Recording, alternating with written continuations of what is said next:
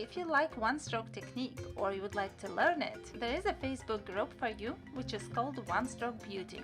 You can find a lot of inspiration there, or you can show your work. There is also a special chart for you at the top of the group where you can find artists who inspire the whole world with their one-stroke designs. You can tick all the artists that inspire you, or you can add your own one if they are not there.